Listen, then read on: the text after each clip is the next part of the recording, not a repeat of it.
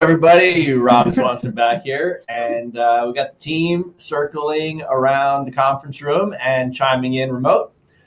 We're going to do another one of these, and today we're going to talk about wholesaling, that quick cash thing, that quick cash strategy for real estate investors that it does a couple things for you, and we're going to dive into talking about it in a minute. But I'm excited to talk about, the people get, laser focused in on this idea of wholesaling, and it's all just about the quick flip and the quick money. But what people miss is understanding that at the end of the day, the skills you learn from wholesaling and the no risk game you get to play as a real estate wholesaler is a big piece of the learning process.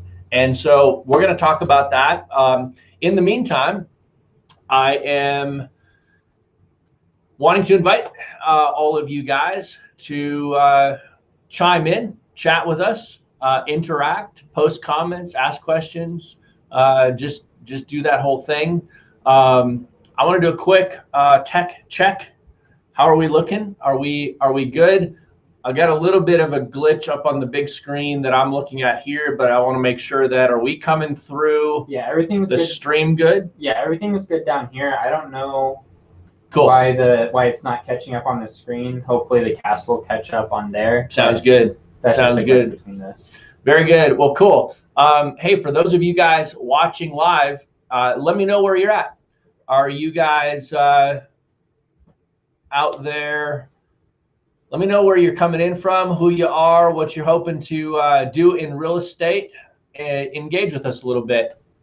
And I now completely lost my view. Yeah, we're shooting blind. Trevor, you're gonna have to moderate for me. There we go. We're back. All right, excellent. The TV just went to sleep for a second, so we're good now. Cool. So moderate any of the comments, or Mike, can you see them as well? I can see comments, yeah. Awesome, because we got a growing group of people here that are chiming in live. So friends, stick around and ask your questions, and we're going to dive into this in just a minute. How many of you guys have been on other live trainings with us? How many of you guys have been here on other sessions and are getting value out of this? Before we dive into the topic today, let me just ask that question. Hit me up in the comments or on the chat board, whatever platform you're watching this on, whether it's Facebook or YouTube. Let me know. We have Boston, Massachusetts here, Tampa, Florida, Charlotte, North Carolina, Rochester Hills. Awesome. We got a few people already chiming in. Excellent. Very good. New York. I'm guessing that I just can't see it up there. It's just not. It's not casting up there. So maybe if you turn your screen, because I can't see it up there, and this way I can actually figure this out. So cool. Yeah. So we got Tampa, and like Mike said, Boston and Charlotte and Rochester Hills and New York, and we got people on YouTube. This is my second one, Kevin. That's awesome. This is your second here for Ferris, York, Pennsylvania. Awesome, guys. Awesome. Another first, some seconds, Southern Colorado. Had one wholesale that went really well. Fantastic. Southern Colorado, I'm actually heading that direction this afternoon. I'm going to be down in Southern Colorado. Carlo from San Diego. Very valuable. Awesome, guys. Well, good. This is helpful. I like to know that at least what we're doing here is not only helping the team, which is the primary objective, but then we just decided to open this up and make it available to the public. So if you guys are chiming in and enjoying this, that is awesome to hear. So let's talk about wholesaling. And I want you guys to get this. Real estate wholesaling is an exit strategy. It's a mechanism for you to get paid without taking on the long-term effort of doing the real estate deal yourself. You're going to get paid as a deal finder, as the guy or the gal that goes out and finds the deals, packages them up, and then sells the deal to another real estate investor. Now, you might ask yourself, if you're new to this game, why would anybody do this? And especially when you start to hear about the amount of money that people make as a real estate wholesaler. I was a wholesaler for a long time, for a lot of years, continued as a wholesaler today because I understand that wholesaling is an exit strategy. It's always an arrow in my quiver that I can pull out if I don't want to do the deal myself, if I don't have the crews available, if my capital is tied up, if I'm going on vacation and don't want to oversee something, right? Wholesaling is that way for me to get paid and move a deal just to another real estate investor, let them take on the effort. Now, you start to hear about the amount of money that people make. Sometimes you flip a deal and you make $1,000. A lot of times you'll flip a deal and you make $3,000 to $5,000. Many times you'll flip a deal and you'll make $10,000 to $12,000. And then other times you'll flip a deal and you make $20,000 or more. Just as the wholesaler, just as the deal finder, the guy or gal that put the deal together, turned over the rocks, did the marketing, spent the money for marketing, spent the time for marketing, gained the knowledge on how to do it. And sometimes people ask themselves the question, why does wholesaling even work? Why is it a thing? Well, wholesaling is a thing because then you've got the other real estate investors out there that are the landlords. You've got real estate investors that are the fix and flip investors. You've got real estate investors building different types of portfolios, running different businesses, and they're busy. They're busy managing their portfolio. They're busy lining up financing and funding for their next deal. They're busy overseeing construction crews. They're busy doing all of the things that you do to run a business. And they don't always have the time. There's two things. They don't always have the time to go turn over the rocks and find deals themselves. And they don't always have the inclination to build a team on their staff to go turn over those rocks for them. Hence, the real estate wholesaler comes into play. Now, here's the interesting component. Most people think if I'm looking for a deal, I'm looking for I'm going to call a real estate agent and they're going to go search the MLS, the multiple listing service, and see if we can find a deal. We're going to make some offers. We're going to look at properties that might be a deal. We're going to do all this stuff. That's the traditional retail real estate investor mindset. You're generally calling a real estate agent who works in the retail space. When a property gets listed in the MLS, it's in the retail space, okay? And what I mean by that is that property that's listed in the MLS, accessible to all real estate agents or anybody that has access to the MLS, probably syndicated on Zillow, probably syndicated on Redfin, probably syndicated on Realtor.com. It's publicly available. I call that in the retail market, regardless of price. It could be a cheap price. It could be a distressed property, but it's listed and available in the retail side of the market. And that's where real estate agents generally work. Real estate wholesalers work off market.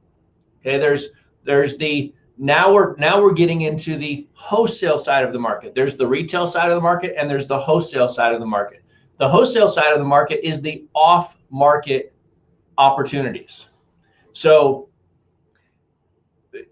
and as a wholesaler, I've wholesaled a lot of properties that were on the market, that were listed. You can wholesale listed properties, because what is wholesaling? Wholesaling is an exit strategy. You're going to turn over enough rocks, whether in the retail on the market side or off market, through marketing and creative list building and cold calling and all sorts of different things. You're going to turn over enough rocks to find opportunities. Wholesaling is the exit strategy of then selling that opportunity for a fairly cash rich, fat payday to another investor and letting them take on the opportunity. So wholesalers work and they fit a need in the market because other real estate investors need deal flow. That's why. So I've paid guys lots of money to buy their deal. Why have I paid guys or gals lots of money to buy their deal? Because they had a good deal. And at the price that I could pay them, you know, if I put $5,000 in their pocket, if I put $7,000 in their pocket, if I put 20 grand in their pocket, I don't care how much money they make as long as the deal fits my parameters. Does that make sense? So as a wholesaler, the better you are at negotiating a good deal, and I'm going to say this, solving a problem, the better you are at solving a problem, the more money you can make. Bottom line. So why would an off-market property, a seller, sell a deal to a wholesaler instead of calling a real estate agent and just listing the property? It's really simple. A lot of times that property is not bank financeable. Maybe it's distressed, and maybe the furnace is not working. Maybe there's an electrical issue. Maybe there's something that would make that property not bank financeable. Maybe the seller has already called a real estate agent. The real estate agent has looked at the property and said, I can list it if you do A, B, C, D, E, F, G, X, Y, Z, right? In repairs. You do this $20,000 worth of repairs, I can list it in the retail market for sale and we can go get it sold. Maybe the real estate agent says, you know what, we can list it cheap, but I still need you to fix the furnace because the property's not bank financeable without the furnace up and running. Okay, I would have to sell it to a cash buyer. And most retail real estate agents are thinking about selling to somebody that's getting bank financing. Okay, they're not thinking about selling to another investor that's paying cash. Does that make sense? So a seller has oftentimes called a retail real estate agent and they've run into brick walls. They've run into challenges. They don't have the money to fix up the house. They don't have the money to fix up the furnace. They don't know who to call to get it fixed up. The code violations are a problem and they're stacking up. Sometimes sellers are just out of mind, you know, out of sight, out of mind. They just don't take the effort to try to do anything, or they can't take the effort to do what is required to get the property sold. So therefore, wholesalers come into the play because our marketing says we'll buy your house as is for cash and we'll close on the day you choose. Okay, we'll give you and we'll make it a fair price. We'll give you as is. You don't have to do any of the work. We'll take on all the work. For cash means there's no bank financing, no appraisals, no financing, all of the things that they've heard before that were preventing the deal. We're coming in with our marketing saying these aren't a thing for us. We don't care. And then we'll close on the day you choose and we'll give you a fair offer. Okay. Now let's take a step back. Most people, most newer particular wholesalers will go out and they're taught that they can just go out and make a bunch of offers and then go try to shop the deal. Okay. That's not what I tell people to do. I tell you, go get your financing in place. There are hard money lenders in every major and most minor cities in the country that will give you the qualification, the ability to say, if you go find this deal, here are the terms that we would fund it on. Go do that work first. Get an idea of how a hard money lender would analyze a deal so that you understand that process, right? The other thing is I said that we make offers all as is, all cash, right? So If you don't have all cash, if you don't have private money that will be your cash, if you don't have cash sitting in your bank account, then make a financed offer. Make an offer subject to financing, approval of financing. Just talk the seller through what you're doing and why you're making a certain offer. Make legitimate offers. Don't make fraudulent offers. Make a legitimate offer. If you have cash, make a cash offer. If you have private money, cash backing you, make a cash offer. If you have those things set up that you can truly make a cash offer, then make a cash offer. If you don't, make an offer that is contingent on financing.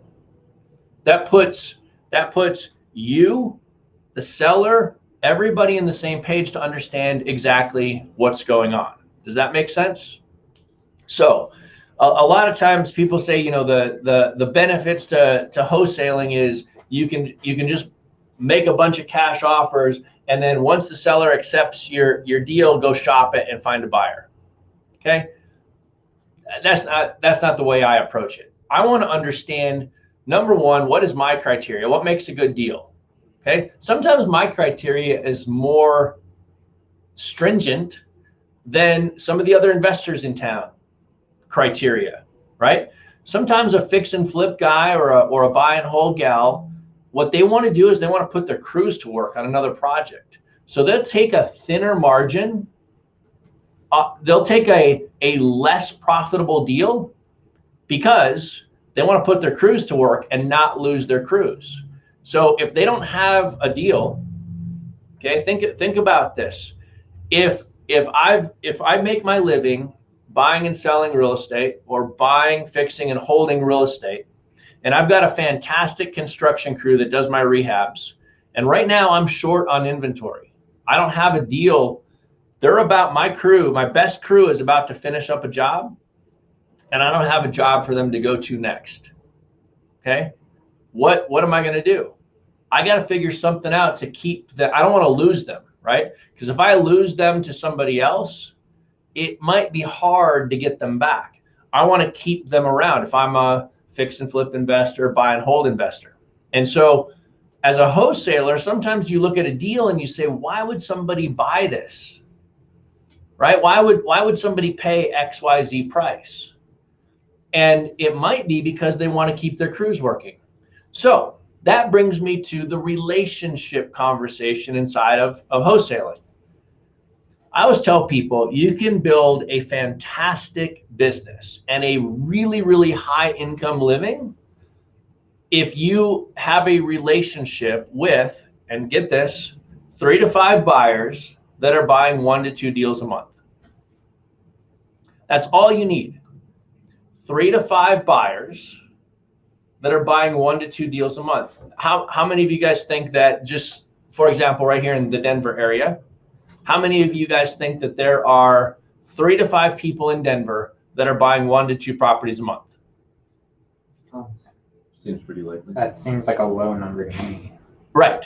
It's a very low number. Exactly. It's a super low number. But it's the number that, you know, if you build a relationship with those 3 to 5 guys and gals, and you understand what they want to buy, and you understand why they want to buy it, okay? If you understand their business and understand their why, are they trying to maximize profit? Well, sure. Everybody will tell you that they're trying to maximize profit. But you have to think like a business person. Hey, ask this question. If you're talking to an investor, ask this question. Do you have a project for your crews to go to next? That's a great question to ask, that number one shows that you're not a newbie that just doesn't understand what's going on in the world. It's a fantastic question, because when you ask that question of another investor, they're going to, number one, recognize you get it. And they're going to, number two, tell you their why. Yeah, I got 6 deals lined up for my crews. We have not enough crews and more houses that we've already bought that I'm good for the next 6 months. Well, what is that guy or gal going to be looking for? He or she is going to be looking for the best deal. They're going to look for the cheapest price, the most profit. So are they going to buy your deal at the highest price possible? No, because their why is, I'll buy it, but it's got to be fat margin. Contrast that with an investor that says, I don't have a place for my crew to go to. I'm actually looking for a deal right now. What do you got? Okay. That person is giving you insight into their why that says, I need to keep my crews busy. I need to have a place for my crews to go because I don't want to lose them. Maybe their crew is part of their team, part of their staff, and they've got payroll to make. Well, when you got payroll to make, you want to keep those guys and gals busy too, right? So if you can understand their why, it helps you understand, are they going to pay a premium price or are they going to pay the lowest possible price? Helps you understand how to have the conversation with that investor. So how do you know how much to sell a wholesale deal for? Because here's wholesaling, right? Wholesaling is you, the deal finder, turning over rocks and finding opportunities. And what do you have to do? You got to make an offer, right? You guys have followed, if you followed this training series at all, there's 4 things we talk about. And the 4th one, which is the most important, is who are you making an offer to today, right? So as a wholesaler, in order to create inventory, you've got to do what? You got to make offers, okay? Think about Walmart. What do? How do they create inventory? They find suppliers and vendors and products to put on their store shelves, right? They bring products into their stores. As a wholesaler, we're creating inventory too, to sell. How do we do it? We make offers. Now, you want to make offers on properties that you know other investors are interested in, right? I often see this. Somebody, is new to the game and they just do broadcast blast marketing all over town, and they end up with a property that they've made an offer to. The offer was accepted. They're under contract on the east side of town, but all of the buyers they're talking to are buying on the west side of town, and they can't figure out why they can't make any money as a wholesaler. Okay, well, nobody's buying the deal that you have. Now, one thing that I learned years ago from my first mentor in this business was price cures everything. Okay, so you'll get the guy on the west side of town to go to the east side of town, but it's got to be a really good price, right? Or really good terms. Or what you can do is say, where are all of the buyers buying? And go shopping in that area, that geography. Where are all the buyers buying? Where do all the fix and flip investors want deals? Where do all the buy and hold investors want deals? Go shop deals in those areas. So what does shop deals mean? Does shop deals mean call up a real estate agent, go to the MLS, search Zillow and try to find something? No, shop deals means build a marketing list of prospects inside the geography where all of the investors are buying, okay? Build a marketing list. If you're a FreedomSoft user, use Lead Finder. Set your geography by county, by city, by zip code, target in, and then set your filter criteria to build the type of prospect list that investors are buying. If investors are buying 3-bedroom houses that are 900 to 1,200 square feet for rentals, go build that list, okay? Now, what I tell people to do is don't exclude the 2-bedroom, 1-baths that are 800 square feet, even though you see that most investors are buying 3-bedroom, 1,000 square feet. Don't exclude the 2-bedroom, 1-bath with 800 square feet. Why? Because price cures everything. So at the right price, that deal will get bought. if the area is a good enough area for 3-bedroom rentals at the right price for the right investor, that area is good enough for 2-bedroom rentals as well. Okay, so just because you do some looking into the market and figure out that, okay, investors are buying X, Y, and Z, you go into FreedomSoft's Lead Finder, build your list of your prospect list, and then do marketing. So what are you going to do for marketing? You're going to go ahead and you're going to send out a postcard. Okay, go build a list of 1,000 prospects in a geography. Build a list in Lead Finder, drop it into a list in FreedomSoft, grab that segment of prospects and send out direct mail. Send out a postcard. When they get that postcard, there's going to be a phone number on that postcard. You're going to say, we buy houses, any condition, all cash, as is, fast close, no hassle, all of the things that you say, right? Now, going back to what I said before, call up a hard money lender in town, talk to them about what it takes to get on their pre-approval list, get that piece figured out so that you can legitimately go and make those kind of statements in your marketing and in your offers. Okay, then do that. Drop your marketing and that phone number on your postcard. When the people get that and you send out 1,000 postcards, how many leads should you get back? Typical direct mail is almost always 1 to 1.5%. Okay, and I'm going to tell you this: it's going to be lower if you don't understand how to pick your targeted geography. If you send out this kind of postcard that I'm talking about to my neighborhood, you're going to get 0 calls, right? Nobody's going to call you, because in my neighborhood, if we want to sell, we're either going to sell it ourselves or we're going to call a real estate agent and we're going to list it on the MLS and we're going to sell it. But if you get into off-market prospecting in working class, below average price rental type neighborhoods, or working class, slightly above the median working class neighborhoods for your fix and flip, if you get into those targeted areas, kind of below the median for your buy and holds, just above the median for your fix and flip, you're going to get a response rate. Typical direct mail is 1 to 1.5%. Now you do it right and you filter your prospect list and you build a smart prospect list with good marketing message. I've gotten as high as double-digit returns on my direct mail.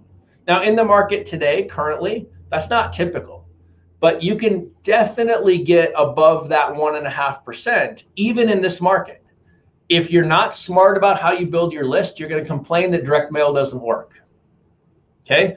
If you build your list the same way that every other investor builds their list, you're going to complain that it doesn't work, because guess how many other postcards, the answer is 39, that seller got.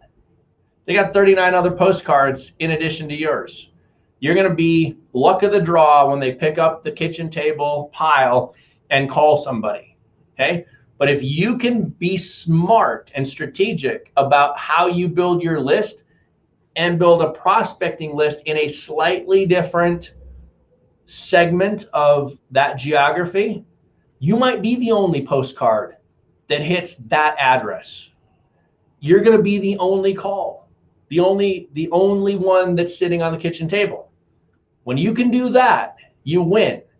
So newbie wholesalers, amateur wholesalers, and most people teach be like everybody else. I do something different. And that's why my direct mail always converts, because I will think about slightly different filter criteria, things inside of a geography that I can do to get the same type of motivation from a seller, hit the same type of prospect, but not the same list that everybody else is hitting. So 39 postcards are dropping over here. 1, 2, maybe 3 postcards are dropping over here. What do you want to be? Do you want to be in the 1, 2, or 3, or do you want to be in the 39? Obviously, you want to be in the 1, 2, or 3. So you need to think differently. Okay, even in this competitive market, I've been doing this for a long time, for over 20 years. And I can tell you that back in the early 2000s, Denver was a highly competitive market. Okay, they had the big DIA project was under construction, was just completing $1 billion worth of construction out at the airport. The T-Rex project up and down the I-25 corridor was a $1 billion construction project. There were cranes everywhere. Denver was on fire. Okay, I mean, massive appreciation, double-digit appreciation in the late 90s, early 2000s. And guess what I did? The same thing I'm talking to you about right now.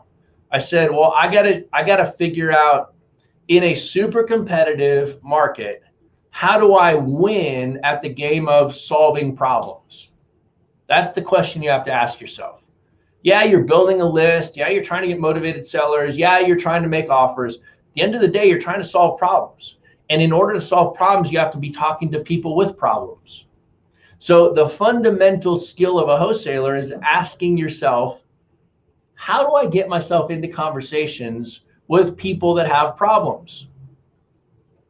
That's what you got to do.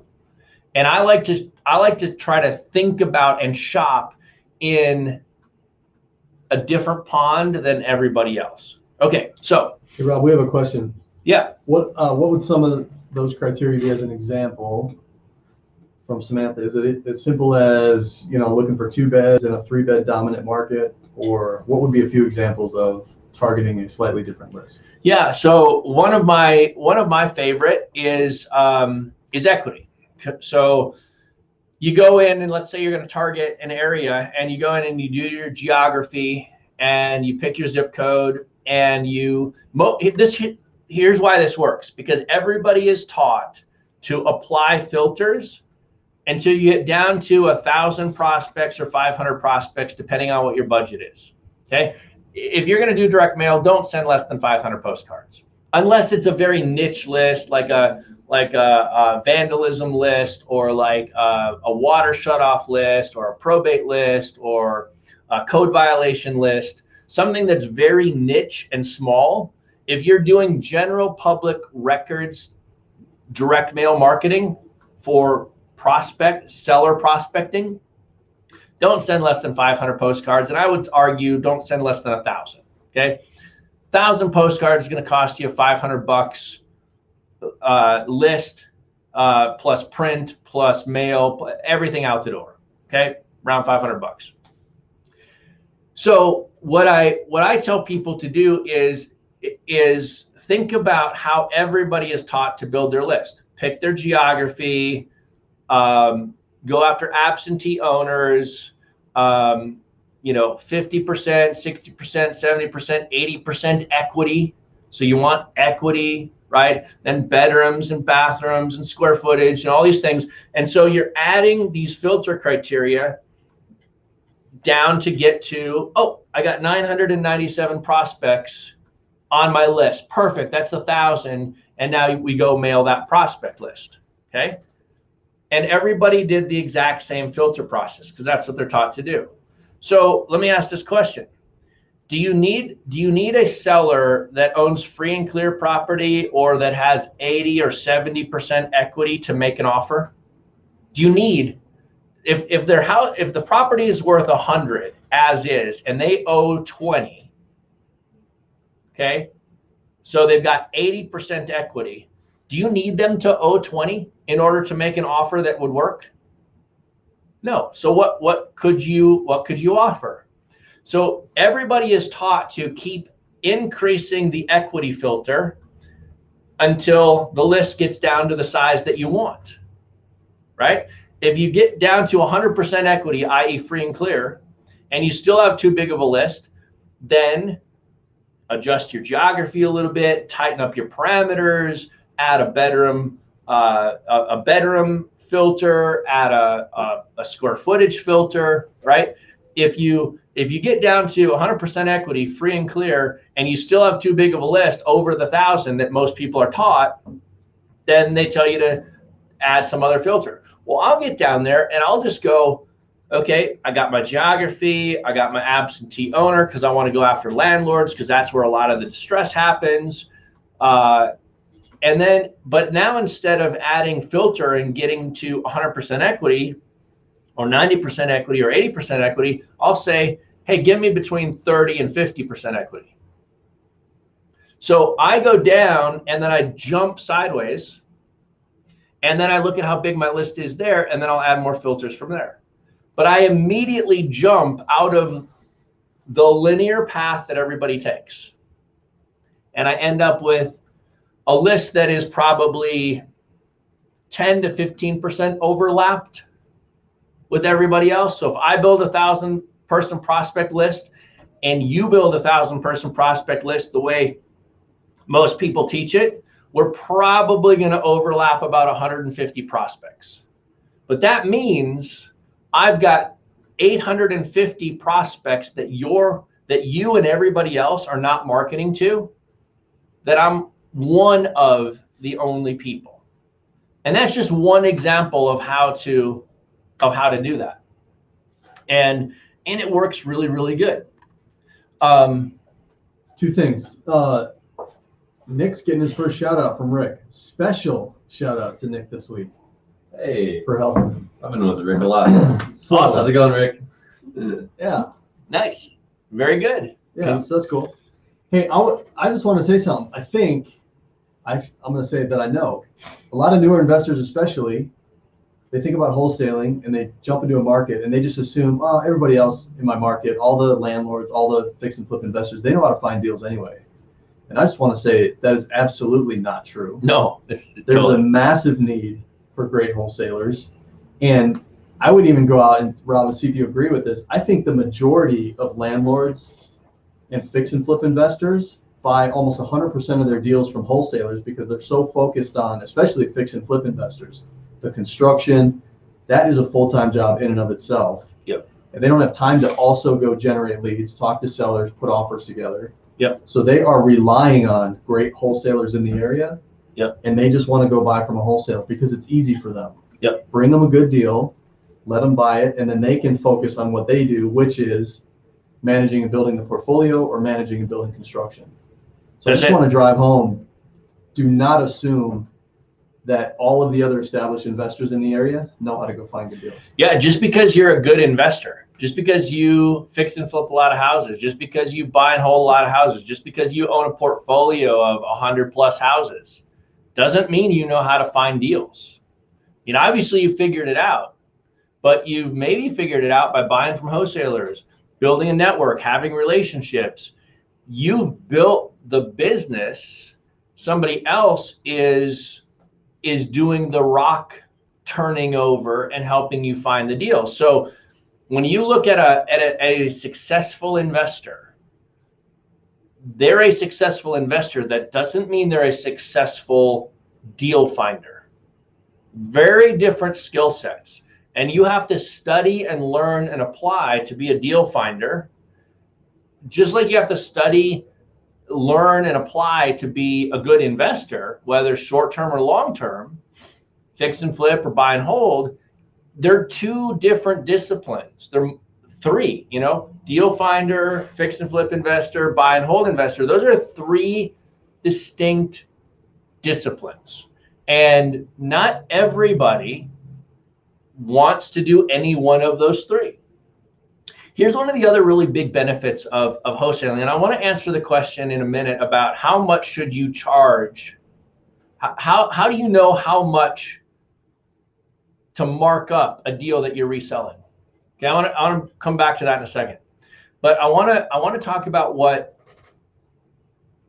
one of the benefits of being a real estate wholesaler is this. You get to learn the market, you get to see what other investors are doing, and you get to do it in a no risk manner. And then you get to cherry pick your own best deals. Okay? So at some point along the way, as a wholesaler, as a deal finder, you're going to get to that point where you say, you know what, I don't want to wholesale this one and make 10 grand today. I want to buy it myself and start building my long-term wealth. Because making 10 grand is income. Buying it and building an asset and creating cash flow and equity and wealth, that comes when you buy. That's wealth. Okay? Wholesaling is income.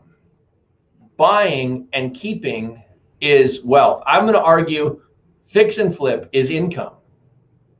You know, just look at how it's taxed. It's taxed as ordinary income. Okay? Buy and hold, keep it, get the cash flow. It's taxed completely different. Okay? And so you get to cherry pick your own best deals. When you develop the skill of being a rock turner overer, that's a great word. A rock turner overer. Yeah. When you build the skill of finding deals, you get to choose. Do I want to get paid today, income? Or do I want to build my portfolio and build my wealth today and cherry pick the best deals? I look back on many deals over the last 20 years, and many of them I'm happy that I sold. But many of them I look back now and I think, oh, I should have kept that. Why did I sell that? And there's always the short-term need or the short-term desire. Hey, if I flip this for 10 grand, we can go to Hawaii, right? So sometimes delaying gratification is a good thing, and it makes a whole lot of sense. And bear that in mind, because I look back at a lot of deals over the years that I wish I would have kept, and I wish I still owned in my portfolio today. And I also look back in 2006 and early 2007, I'd been buying from the early 2000s and had a sizable portfolio. And at that time, I felt uncomfortable where the market was going, and I sold most of my real estate in 06 and 07. Turned out to be a pretty good call because everything crashed in 08. And then slowly bought and sold and bought and sold, and you know, real estate is a good play. But be smart about how you do it. So how do you price a deal? Hey, before you go on, you said something that's really important I don't want people to miss. So wholesalers control deals in every market across the country.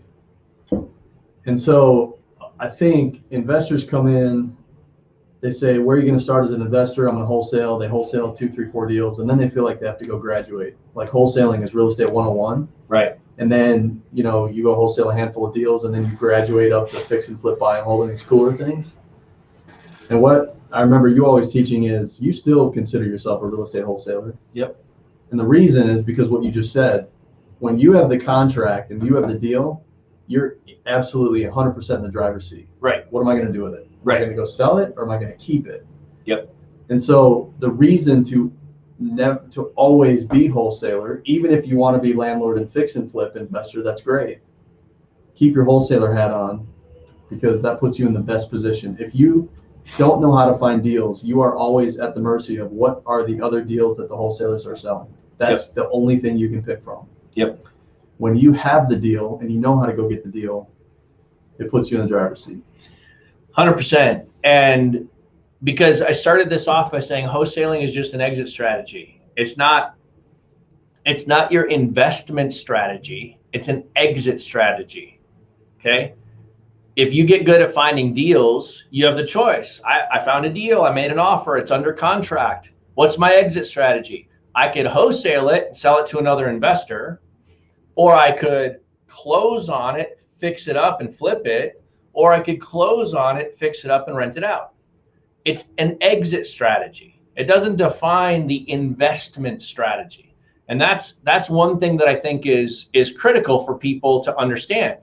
Wholesaling isn't your investment strategy. Wholesaling is an exit strategy that you can use when it's appropriate. Does that make sense? so important, and I think people completely misunderstand this. They think of the investment strategy of wholesaling. Well, the skill you learn as a wholesaler is how to find deals, how to read a market, how to analyze a deal, understanding what people are buying, what they want, why would they invest in this, why would they buy it. You learn marketing, you learn sales, you learn all of these skills as that a wholesaler has to learn, a deal finder has to learn. And then you get the choice, do I cherry pick this and keep it, or do I wholesale it to somebody else? Okay, so how do you price your deals? Here's what I'm going to tell you that you need to do to price your deals. You need to sell it for as high a price as possible that leaves enough meat on the bone that the buyer will buy from you again. Make as much money as you can so that the buyer is going to make enough money that they will come back and buy from you again.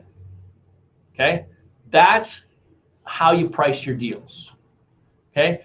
Sometimes you can squeeze all of the juice, out of a deal up front and line your pockets. And now your buyer runs into a gas line in that wall that they didn't expect, and it's going to cost them an extra $2,500. And the electrical this, and things just, and now that gas line slowed down because they had to get the city out there to inspect and adjust, and that process took 6 weeks, and now their financing, hard money costs or private money costs start to add up, and pretty soon this $20,000 profit that they were planning on is whittling down, and then it doesn't sell for the same price, and they drop the price 10 grand. Now they're making no money or even losing money. Okay. And you marked it up and you made $25,000 on the flip. Okay. Now you couldn't have predicted that there was a gas line. You couldn't have predicted that all these things were going to happen. But you got to look at that deal and ask yourself, how bad, how distressed is this property? I look at that. How distressed is this property? Do I think that my buyer is accurately assessing the exit value, right? Do they think they're going to make 50 grand on this thing? And I know, because I'm experienced in the market, they're not. If they pay what they just offered me, they're going to lose money, right?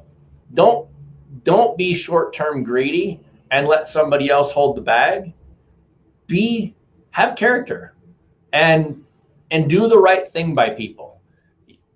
There are times you're going to sell a deal and that investor is going to not make what they thought. And sometimes they could be upset with you. That does happen. But if you go into it and you're upfront and you're thinking it through and you're trying, here's the key. Try to help your buyer make money.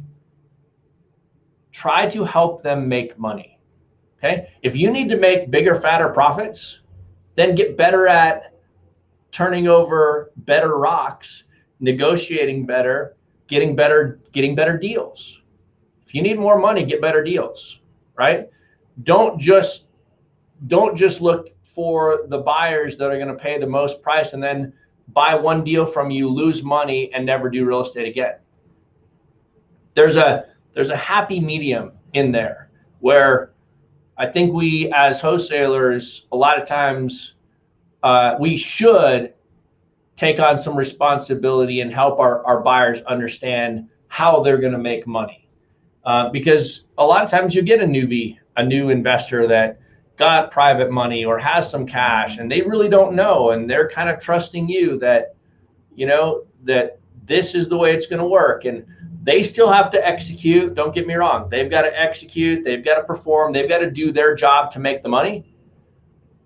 But I do think that we have a responsibility as wholesalers to help our buyers make some money by bringing legitimately good deals to the table, structured in a way that helps them win. whether that's price or terms. So that doesn't really give you a dollar amount, but it gives you the mindset that you need in order to price a deal. Because on previous lessons and classes, I've already gone through all the math, right? I've told you guys, like, when I cherry pick a deal, like what I like to buy, 3-bedroom, one bath, 900 to 1,100 square feet, brick or stick built houses that need $15,000 in repair or less, that rent for $900 or more, right? And I got my target cap rate. That's my deal. And so when I go run my math and I see that, Henry, you've got a deal that you're selling, I'm going to run my math and say, I don't care what you're asking. I know what I can pay. I'll make you the offer that I can pay.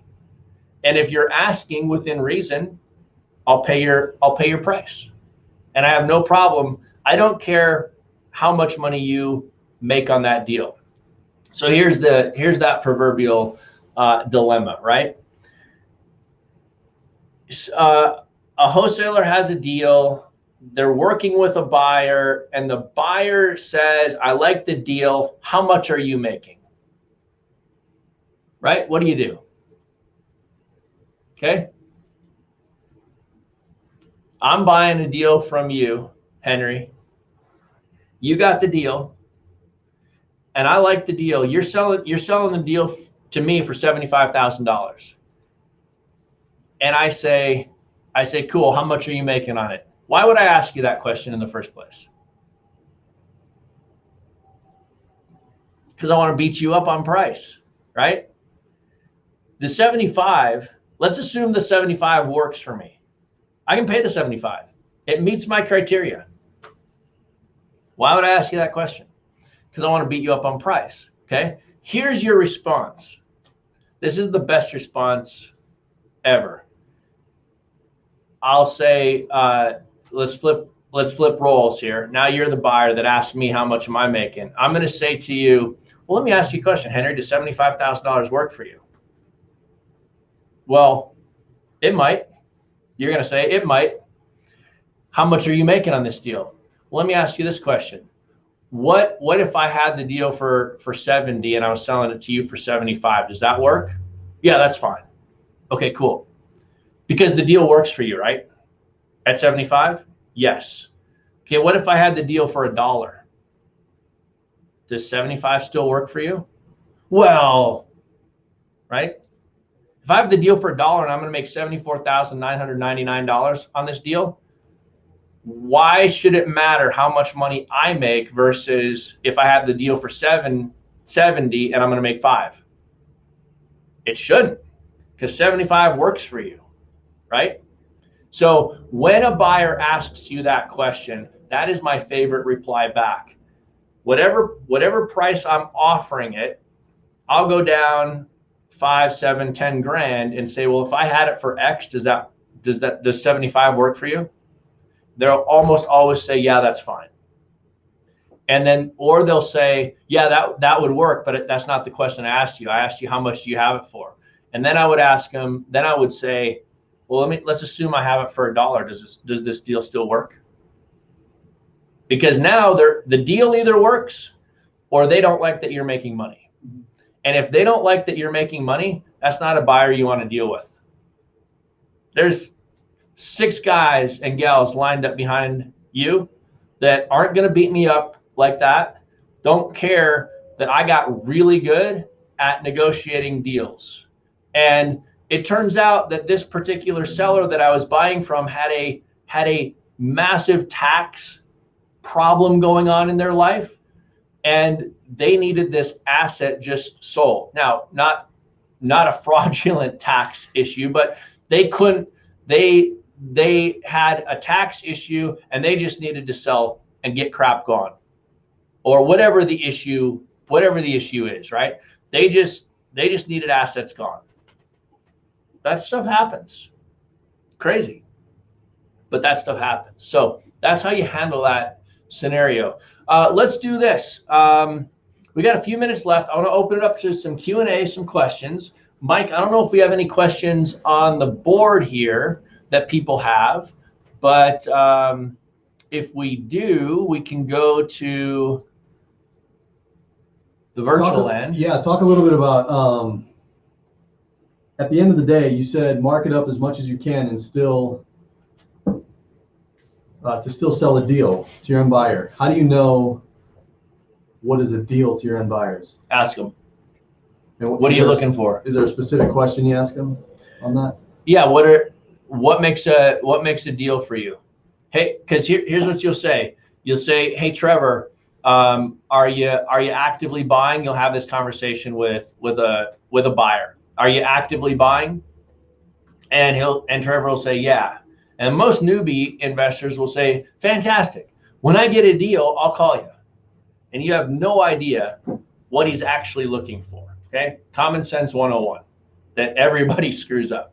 So I'm going to dig a little bit deeper. Well, what does a deal look like for you?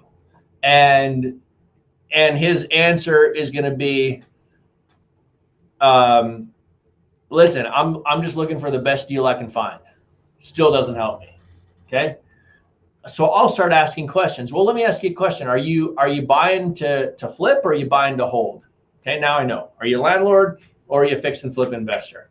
So if I brought you a deal that you could make 10,000 bucks on a quick fix and flip, is that something you're looking for? Oh, heck no, he says, right? Absolutely not. Oh, okay, now we're getting somewhere. I know he doesn't want 10 grand. What does work for you, 20? No, I don't get out of bed for 20. 30? Yeah, if you can get me something that I can make 30 grand on, I'm a player. I'm interested. So you've asked some questions to get down to what is he looking for. Okay. On the buy and hold side, I'll do the same thing. What are you looking for? You're looking for, hey, if I got you a 2-bedroom house that rents for $800 and puts $100 a month net in your pocket, is that something you're looking for? No, I'm not interested. I'm not interested in $100 net, and I'm not interested in a 2-bedroom. Okay, now we know. Are you looking for 3 bedrooms? Yeah, I want 3 bedrooms minimum. 3-bedroom, 1 bath. I need 2 baths. Okay, 1,000 square feet. I prefer 1,250. Right? You're narrowing down what it is that they're looking for by you asking the intelligent questions. Okay, that's how that works. Hey, we got a good one here that I know other people are wondering from Rick. Why isn't your preferred property 4-bed, 2-bath versus 3-1? That's funny because it seems logical that it would be a 4-2 or a 3-2. Yeah, most, I don't want to say most, but 3-bedroom is kind of the de facto standard. Like certainly, I actually own some 4-bedroom houses. They tend to be bigger. I like cookie cutter, bread and butter, 1,000 plus or minus square feet, cracker box houses. Those tend to be 3-bedroom houses. Roofs are cheap, paint is cheap, carpet is cheap, because I got 1,000 square foot cracker box.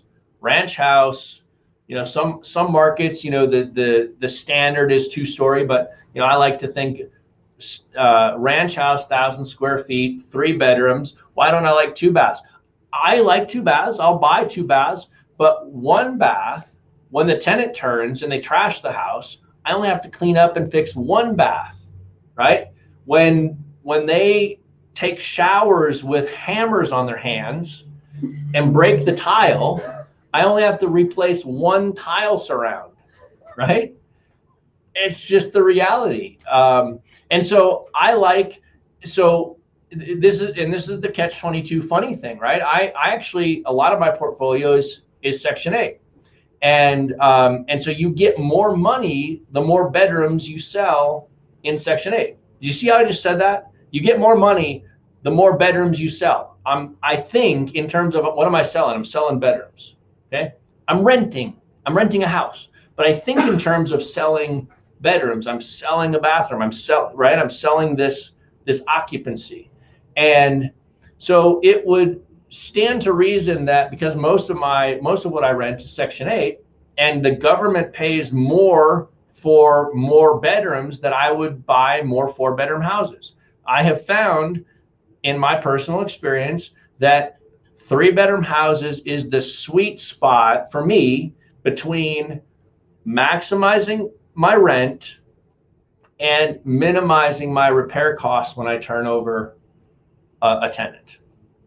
So that's how I got there, through a lot of trial and error, and I have landed on what works for me. Do I say no to a 3-bedroom, 2-bath house? Nope.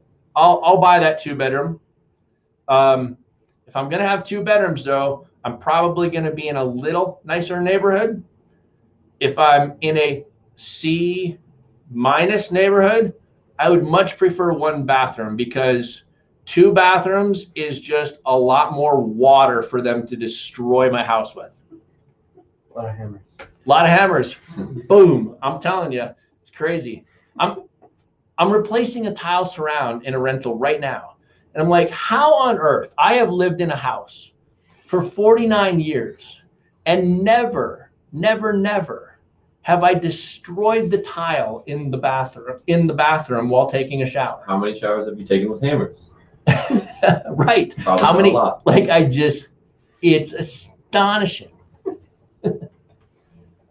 What else we got? So kind of a general marketing question from Ferris. In the past, you look at vacant homes, find the owners, find the phone numbers, call and text them. Is that still a good marketing strategy today? Well, it's funny. He says in the past.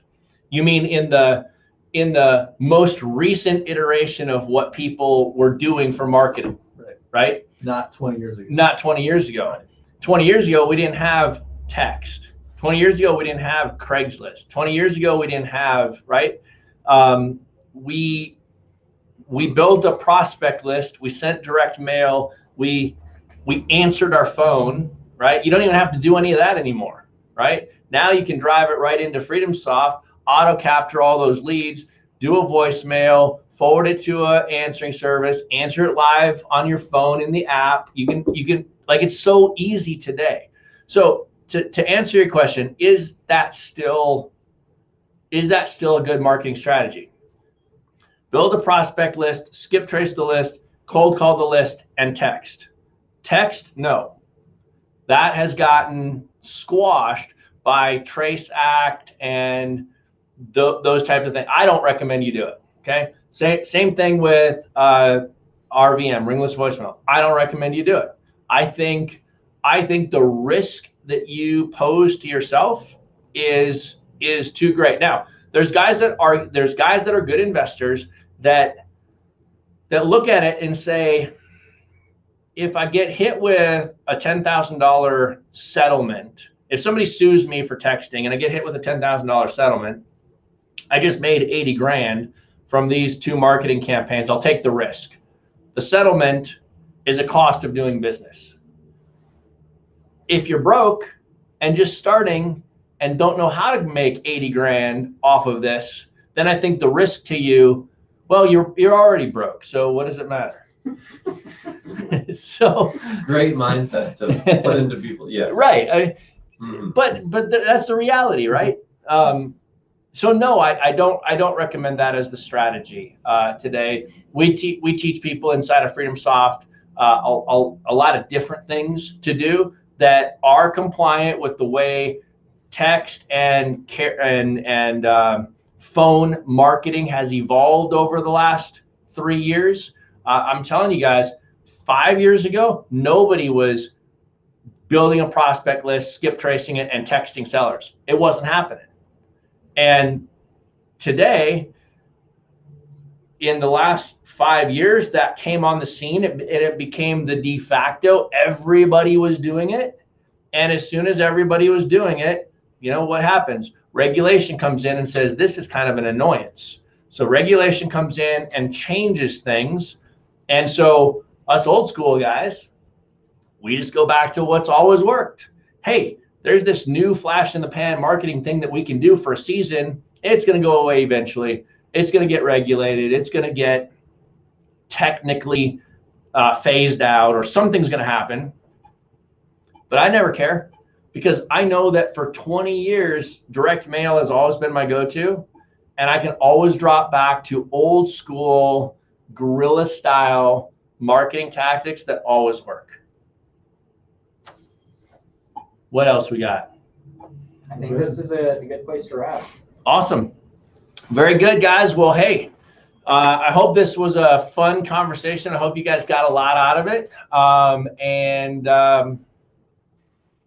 Thanks for being here. Appreciate it. See you guys in the next one. Cheers.